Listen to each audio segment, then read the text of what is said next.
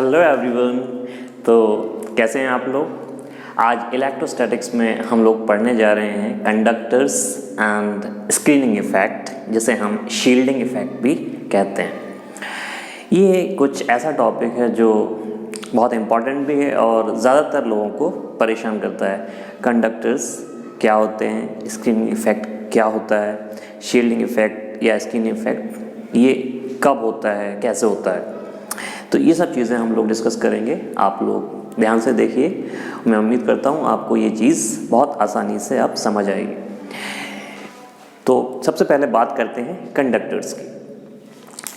मैंने आपको डाइलेक्ट्रिक के बारे में बताया था कि अगर इलेक्ट्रिक फील्ड में डाइलेक्ट्रिक को रख देते हैं तो वो उसके मॉलिक्यूल्स पोलराइज हो जाते हैं, फील्ड के अपोजिट डायरेक्शन में एक अपनी फील्ड जनरेट कर लेते हैं और नेट फील्ड कुछ कम हो जाती है।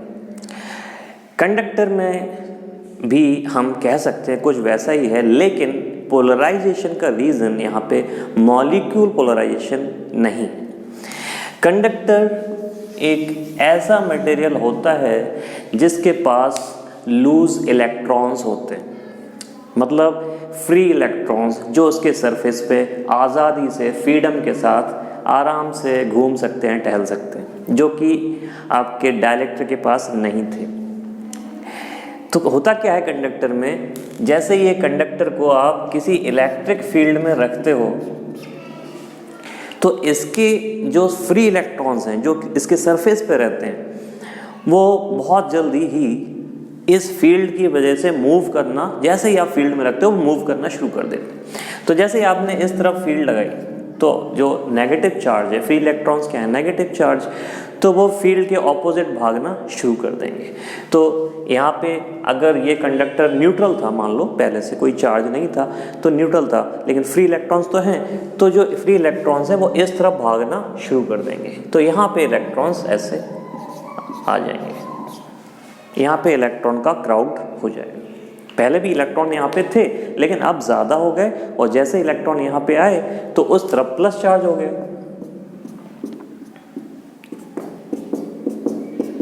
Like this. अब इसमें इंटरेस्टिंग बात यह है कि ये पोलराइजेशन इस हिसाब से होता है कि अल्टीमेटली ये अपनी खुद की ऐसी फील्ड जनरेट करता है कि जो ओरिजिनल फील्ड के बिल्कुल बराबर और ऑपोजिट होती है। मतलब कि ये फील्ड जो आपने दी थी और ये फील्ड जो पोलराइजेशन की वजह से आएगी वो बिल्कुल बराबर होगी। आप वेक्टर में कह सकते हैं कि अगर ये E था तो ये माइनस E होगा। This is polarisation due to polarisation. तो ये फर्क है। डाइलेक्ट्रिक में क्या हो रहा था कि ऑपोजिट फील्ड जनरेट हो रही थी बट उतनी नहीं, लेकिन कंडक्टर में हमेशा ये होगा कि कंडक्टर अपने अंदर अपनी बॉडी में हमेशा नेट फील्ड को ज़ीरो कर लेगा। आप बाहर कुछ भी करो, कितने भी चार्ज ला के रख लो, कैसे भी प्लस माइनस चार्ज रख लो, कैसी भी फील्ड लगा दो, कंडक्टर की बॉडी के अंदर जो नेट फील्ड है वो ज़ीरो हो जाती है। वो अपने खुद के चार्जेस को इस तरह से वहाँ पे रीडिस्ट्रीब्यूट करता है। ये एक फैक्ट है, मतलब इसको हमें कोई मैथमेटिकल प्रूफ नहीं देना है इसका, ये एक फैक्ट है। हम प्रूफ किया जा सका है, मतलब हो चुका है प्रूफ, लेकिन हमें इस फैक्ट को यूज़ करना है। तो अब अंदर फील्ड हमेशा ज़ीरो होगी। अब अंदर की बात क्या है, जो मैं अंदर बोल रहा हूँ बार बार, तो वो कन्फ्यूज़न है बहुत लोगों को लगता है कि अंदर का मतलब है कि बॉडी में या कैविटी में, तो वो क्लियर करते हैं हम लोग। तो पहले तो हम बात कर रहे हैं कि कंडक्टर की बॉडी में, मतलब मटेरियल में, जहाँ जहाँ कंडक्टिंग मटेरियल है वहाँ फील्ड कैसी होगी, ज़ीरो होगी। तो जैसे एक सॉलिड कंडक्टर है, ये मैंने एक सॉलिड कंडक्टर लिया, इसके अंदर कोई कैविटी नहीं है, तो जैसे ही हम फील्ड में रखेंगे तो ऐसा पोलराइजेशन होगा और इसमें ज़ीरो। अगर मैं ये फील्ड को बढ़ाऊँ तो ये पोलराइजेशन और ज़्यादा हो जाएगा और उसके बाद भी फील्ड वहाँ पे ज़ीरो रहेगी। तो उसी हिसाब से वो खुद को पोलराइज कर लेगा। अगर मैं ऐसी फील्ड ना लगा के ऐसी फील्ड लगाता तो उस हिसाब से पोलराइजेशन होता। अगर मैं यहाँ पे पॉइंट चार्ज रख देता तो उस हिसाब से पोलराइजेशन होता वहाँ पे, तब भी वो अंदर फील्ड को ज़ीरो कर लेता। अल्टीमेटली कंडक्टिंग बॉडी के अंदर हर जगह पे नेट फील्ड कैसी होगी, ज़ीरो। अब एक और चीज़, जब हर जगह फील्ड ज़ीरो है कंडक्टर के अंदर, तो इसका मतलब है कि पोटेंशियल कैसा है, कांस्टेंट है वो। हम जानते हैं कि E इज माइनस dV/dr। अगर E 0 है तो dV/dr 0 है, that means V is constant. तो V पूरे कंडक्टर में कैसा रहता है, कांस्टेंट रहता है। तो मैं कहूं कि इस पूरी कंडक्टर में हर जगह पोटेंशियल कैसा है, कांस्टेंट है, हर जगह कैसा है, सेम। अब वो पोटेंशियल सेम है तो इसका मतलब सरफेस पे भी उतना ही है। तो एक चीज़ यहाँ से क्लियर हो जाती है कि कंडक्टर के सरफेस पे हर जगह सेम पोटेंशियल होता है। तो हम ये भी कह सकते हैं कि कंडक्टर का जो सरफेस होता है वो एक इक्विपोटेंशियल सरफेस होता है। The surface of conductor is equipotential surface. क्यों? क्योंकि वो हर जगह पोटेंशियल सेम। अब यहाँ से कुछ और इंटरेस्टिंग चीज़ें हम कर सकते हैं कि अगर एक कंडक्टर का सरफेस इक्विपोटेंशियल सरफेस है तो जो फील्ड लाइंस होंगी वो कैसी होंगी, परपेंडिकुलर टू इक्विपोटेंशियल सरफेस। तो फील्ड लाइंस कैसे भी आए लेकिन वो हमेशा सरफेस पे परपेंडिकुलर आएंगी। मतलब इस एग्जाम्पल में ये जो बाहर से फील्ड आ रही थी, जब ये कंडक्टर के पास पहुंचेगी तो वो परपेंडिकुलर ही पहुंचेगी, ये ऐसे नहीं हो सकती है, ये हमेशा यहाँ के परपेंडिकुलर आएगी, लाइक दिस। अगर ये ऐसे जा रही थी तो ये ऐसे नहीं जाएगी, ये ऐसे जाएगी, यहाँ पे 90 डिग्री। इसको मैं बड़ा करके दिखाऊंगा।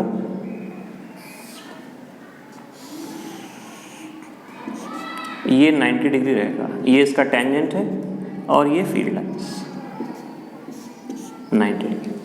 सो हमेशा सरफेस पे जब फील्ड लाइंस पहुंचेंगी तो वो परपेंडिकुलर ही पहुंचेंगी। अब मैं और फील्ड लाइंस दिखाऊं, ये ऐसी जा रही होगी तो ये ऐसी आएगी, ये फील्ड लाइन ऐसे जा रही थी तो ये ऐसे चली जाएगी, लाइक दिस 90 डिग्री। तो इलेक्ट्रिक फील्ड लाइंस हमेशा कंडक्टर के सरफेस पे कैसी होंगी, 90 डिग्री। यहाँ तक बात क्लियर हो गई। अभी मैंने एक रैंडम शेप का कंडक्टर लिया था, अगर मैं एक स्फेरिकल शेप का कंडक्टर लेता तो क्या होता, देखते हैं। एक स्फेरिकल शेप का कंडक्टर, ये फील्ड लाइंस। अब आप बता सकते हैं कि जब ये लाइन यहाँ पहुँचेंगी तो ये ऐसे नहीं हो सकती, तो ये फील्ड लाइन ऐसे होगी, मतलब 90 डिग्री पे। और जब 90 डिग्री सरफेस पे होगा वो आप कह सकते हो कि सेंटर से पास करता है उसके, तो ये ऐसे होगी, लाइक दिस।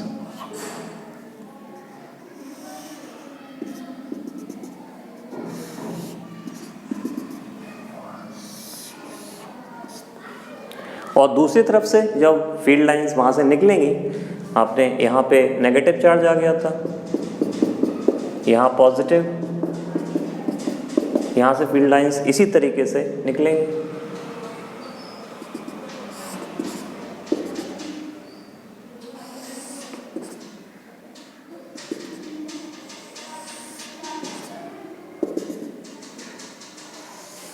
Like this. तो आप दिखा सकते हैं कि सिमेट्रिकली दिखाएंगे इसको, जैसे यहाँ पे फील्ड लाइंस एंटर, मतलब यहाँ पे जैसे जा रही है वैसे वहाँ पे जाएंगे, लेकिन बॉडी के अंदर एक भी फील्ड लाइन वहाँ पे नहीं है। तो ये मैंने एक स्फेरिकल बॉडी के लिए आपको दिखाया है। किसी भी तरह का कंडक्टर हो हम सेम कॉन्सेप्ट वहाँ पे यूज़ करेंगे। सपोज एक पॉइंट चार्ज रख दिया जाए तब कैसे होगा, देखते हैं।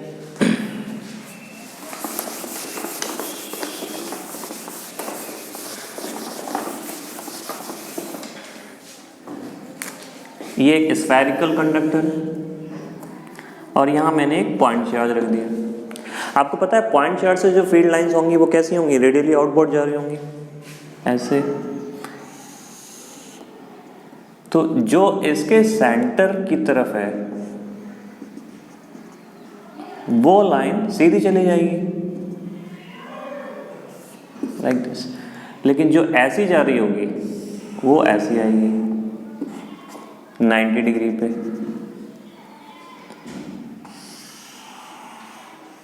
लाइक दिस 90 डिग्री पे।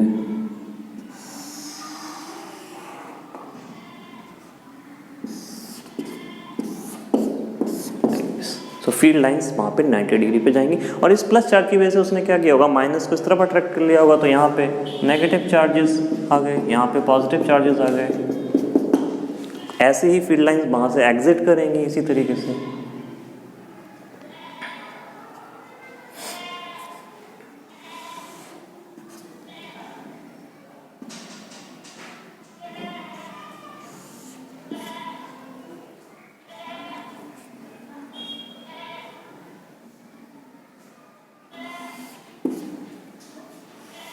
लाइक दिस, तो वहाँ पे एग्जिट कर रही होंगी इस तरीके से। तो हम दिखा सकते हैं कि फील्ड लाइंस प्लस और माइनस की वजह से कुछ ऐसी हो जाएंगी, हमेशा सरफेस पे परपेंडिकुलर होंगी, ये बात हम ध्यान रख सकते हैं। अगर एक चार्ज है और ये एक स्लैब है, ये भी कंडक्टर है, ये आपका होमवर्क है, आप लोग करें, आप लोग करेंगे इसको। अगर एक नेगेटिव चार्ज है और एक स्लैब है, कंडक्टिंग स्लैब, यहाँ पे कैसी फील्ड लाइंस होंगी ये भी आप लोग करेंगे, ये मैं आपको होमवर्क दे रहा हूँ।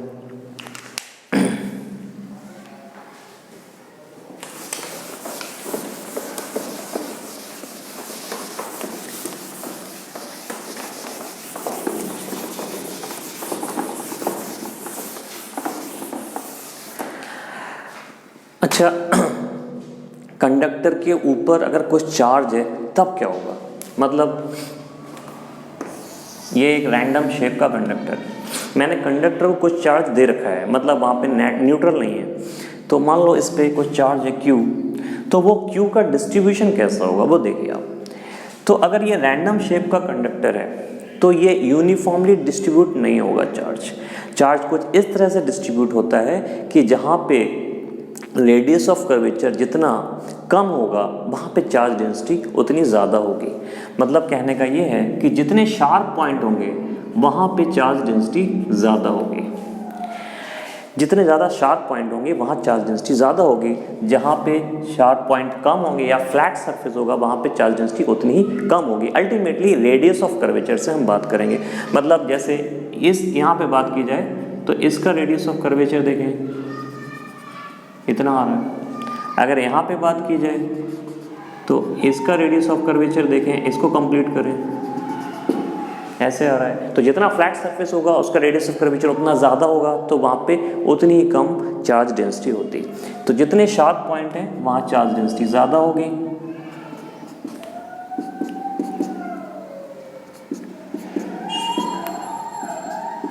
लाइक दिस, और जितने फ्लैट सरफेस हैं उतना ही कम चार्ज डेंसिटी वहाँ पे।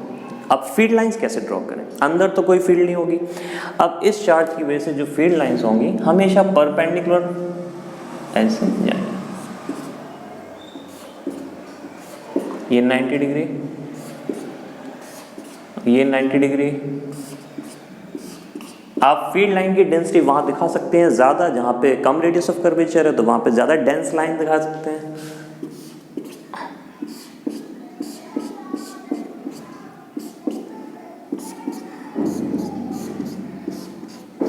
ये सब 90 डिग्री पे, तो हमेशा फील्ड लाइंस 90 डिग्री पे निकलेंगी, क्योंकि कंडक्टर का जो सरफेस है वो एक इक्विपोटेंशियल सरफेस है। अगर एक स्फेरिकल कंडक्टर है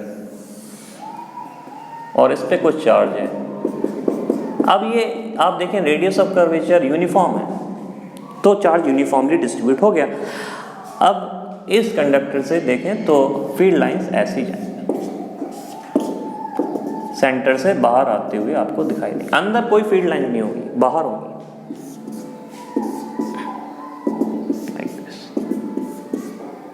तो आप यूनिफॉर्मली दिखा सकते हैं। अगर ये माइनस चार्ज होता तो फिर इनवर्ट दिखाई देती, हम जाके डायरेक्ट जो हमने एरोज दिखाए हैं वो रिवर्स कर देते वहाँ पे, अगर ये माइनस चार्ज। तो हम कंडक्टर के बारे में इतना सीख चुके हैं कि फील्ड लाइंस वहाँ पे कैसी होंगी, चार्ज डिस्ट्रीब्यूशन कैसा होगा, ये सब चीज़ें।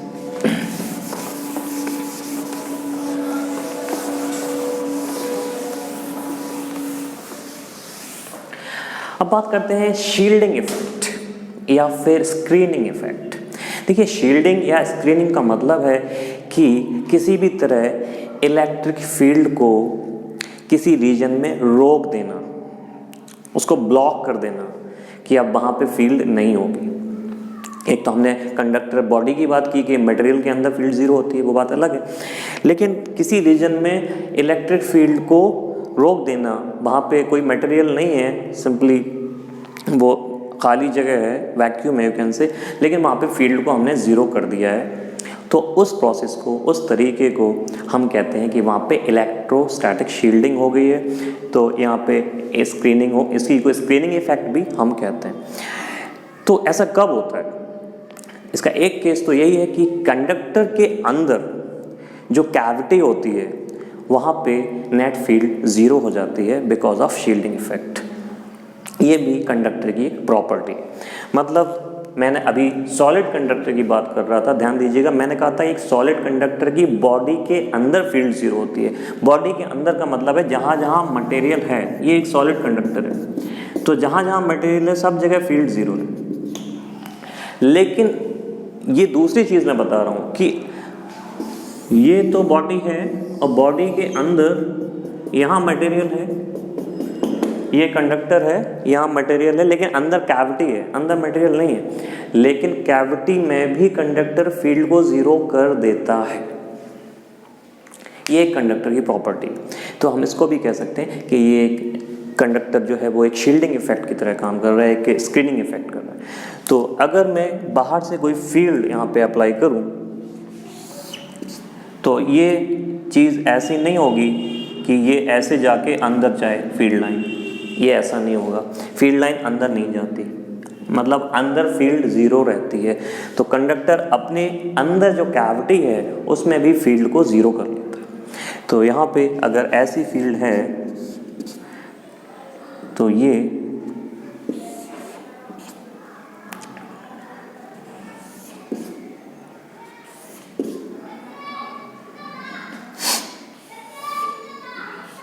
Like this. तो अभी भी इलेक्ट्रिक फील्ड मटेरियल में तो ज़ीरो है ही, अंदर कैविटी में भी ज़ीरो है। तो बाहर की फील्ड का कोई इफेक्ट अंदर कंडक्टर नहीं लाने देता है। तो इसका मतलब अंदर फील्ड कैसी होगी? ज़ीरो। इसको कहते हैं हम शील्डिंग इफेक्ट या स्क्रीनिंग इफेक्ट। अब इसका एक और केस है शील्डिंग का, ज़रूरी नहीं है कि हम क्लोज कंडक्टर वाला ही केस कहें। एक और केस है, जैसे ये एक प्लेट है, एक दूसरी प्लेट है, हमने इस प्लेट को अर्थ कर दिया और यहाँ पे एक चार्ज रख दिया Q। तो इस Q की वजह से यहाँ इसने माइनस अट्रैक्ट किया, ये कंडक्टर हैं दोनों, तो यहाँ से ऐसी फील्ड लाइंस गई, 90 डिग्री पे जाएंगे। इस माइनस की वजह से इस तरफ प्लस आया। अब इस प्लस की वजह से वहां मैंने अर्थ कर रखा है, तो जितना जरूरी है उतना अर्थ माइनस भेज देगा, नो प्रॉब्लम।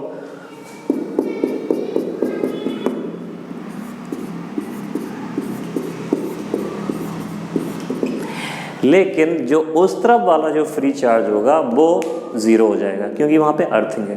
तो वो अर्थ उतना ही चार्ज यहाँ पे भेजेगा जितना यहाँ पे माइनस ज़रूरी है, वहाँ उस तरफ फ्री चार्ज होगा वो अर्थ में चला जाएगा। तो इसका मतलब आप कह सकते हैं कि इस तरफ फील्ड लाइंस नहीं है, यहाँ फील्ड ज़ीरो हो गई। तो इस अर्थिंग ने यहाँ पे क्या किया? एक तरह से शील्डिंग का काम किया। तो ये भी एक तरह की आप कह सकते हैं इलेक्ट्रोस्टैटिक शील्डिंग हो गई। और यहाँ पे इस तरफ फील्ड है, मटेरियल के अंदर फील्ड कभी नहीं होगी, ये ध्यान रखिएगा। तो इस मटेरियल के अंदर फील्ड कभी पॉसिबल नहीं है। इस मटेरियल के अंदर कहीं भी, कंडक्टर के अंदर, मटेरियल के अंदर, जहाँ मटेरियल है कंडक्टर का, वहाँ पे फील्ड कभी भी नहीं हो सकती, सिर्फ सरफेस पे होगी। तो वहाँ पे फील्ड हमेशा कैसी होगी? ज़ीरो होगी। तो ये भी एक केस हो गया हमारा इलेक्ट्रोस्टैटिक शील्डिंग का।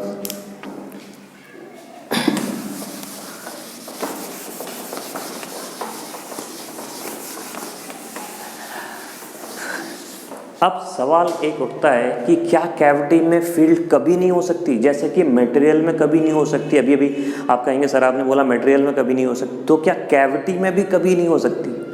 बिल्कुल हो सकती। कैविटी में फील्ड हो सकती है अगर हम अंदर ले जाके कोई चार्ज रखते हैं। मतलब कंडक्टर की ये कैविटी है, मैं अंदर एक चार्ज यहाँ पे रख दूँ, सपोज Q0। तो शील्डिंग का मतलब था कि कंडक्टर बाहर की फील्ड का कोई इन्फ्लुएंस कैविटी में नहीं जाने देगा। कंडक्टर ने कहा हम बाहर की जिम्मेदारी लेते हैं लेकिन अंदर की नहीं। अगर अंदर कोई चार्ज रखा हुआ है तो वो फील्ड दे सकता है। तो इस केस में जब ये Q0 होगा तो यहाँ पे बिल्कुल ऐसी फील्ड होगी,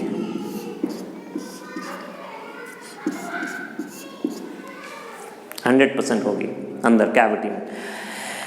लेकिन अभी भी मटेरियल के अंदर फील्ड नहीं होगी। जो कंडक्टर का मटेरियल है यहाँ कभी भी फील्ड नहीं हो सकती, यहाँ जीरो ही होगी। तो ये फील्ड लाइन जब यहाँ पे आएगी तो इसके बाद यहाँ से निकलेगी लाइक दिस।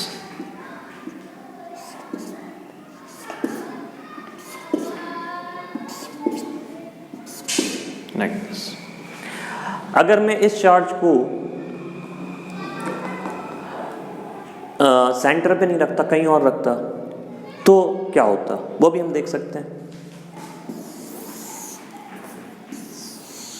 ये सेंटर था, हमने चार्ज को यहां रखा। देखिए जो रूल्स बताए थे अभी भी फॉलो होंगे। तो ये वाली लाइन तो ऐसी गई, लेकिन ये वाली लाइन जो जा रही होगी वो ऐसे 90 पे जाएगी। ये जो जा रही होगी वो ऐसे जाएगी 90 डिग्री। ये ऐसे जाएगी, बट ये वाली जो जा रही थी वो ऐसे जाएगी, ये 90 डिग्री। ये जो जा रही थी वो ऐसी हो जाएगी, ये वाली ऐसे हो जाएगी। और मटेरियल के अंदर अभी भी फील्ड नहीं होगी और ये फील्ड लाइंस जो है वो बाहर निकलेंगी। लेकिन बाहर वाली जो फील्ड लाइंस होंगी वो यूनिफॉर्मली निकलेंगी। ये एक फैक्ट है। बाहर का जो चार्ज डिस्ट्रीब्यूशन आएगा वो इस केस में अभी भी यूनिफॉर्म रहेगा। अंदर का जो चार्ज डिस्ट्रीब्यूशन है वो नॉन यूनिफॉर्म रहेगा। अगर ये प्लस Q0 था, मान लो प्लस ही माना हमने, तो प्लस की वजह से इसने क्या किया, यहाँ पे माइनस को अट्रैक्ट किया, तो ये ऐसा गया। तो यहाँ पे माइनस डेंसिटी ज़्यादा है, तो यहाँ पे माइनस डेंसिटी कम है। अब इस माइनस की वजह से बाहर प्लस आया, लेकिन ये बाहर वाला प्लस यूनिफॉर्मली डिस्ट्रीब्यूट होता है, क्योंकि जो डिस्ट्रीब्यूशन जो बाहर होगा वो रेडियस ऑफ कर्वेचर के हिसाब से होगा। तो रेडियस ऑफ कर्वेचर के स्फीयर में बाहर देखा जाए तो सब जगह सेम है, लेकिन अंदर भी सब जगह सेम थी रेडियस ऑफ कर्वेचर। लेकिन अंदर का जो डिस्ट्रीब्यूशन है वो इस बात पे भी डिपेंड करता है कि Q0 की पोजीशन क्या है। इसका जो और ज़्यादा आइडिया हम गॉस लॉ समझ के लेंगे। जब हम लोग गॉस लॉ पढ़ लेंगे तब समझ में आएगा कि पोलराइजेशन वहाँ पे कितना हो रहा है और कैसे चार्ज कितना पोलराइज हो रहा है। फिलहाल में इतना समझ लेते हैं कि फील्ड लाइंस ऐसी जाएंगी और ऐसे। तो ये तरीका है इलेक्ट्रिक फील्ड लाइंस का कैविटी में। अगर ये नेगेटिव चार्ज होता अंदर तो फील्ड लाइंस की जितने भी एरोज हमने दिखाए हैं वो सब रिवर्स हो जाते हैं। यहाँ पे प्लस पोलराइज होता और यहाँ पे प्लस की वजह से यहाँ पे बाहर माइनस पोलराइज होता। तो ये तरीका है यहाँ पे इलेक्ट्रिक फील्ड लाइंस को दिखाने का। कुछ होमवर्क मैं आपके लिए दे रहा हूँ कि अगर एक नेगेटिव चार्ज रख दिया एक स्लैब और इसको अर्थ कर दिया तो यहाँ पे कैसी फील्ड लाइंस होंगी ये आपको दिखाना है। और एक नेगेटिव चार्ज रखा है, एक स्लैब है और अर्थ नहीं किया, तो ये आपका होमवर्क, ये आपको करना है। ठीक है, तो हम फिर नेक्स्ट लेक्चर की तरफ बढ़ते हैं। करिएगा ये होमवर्क, बताइएगा।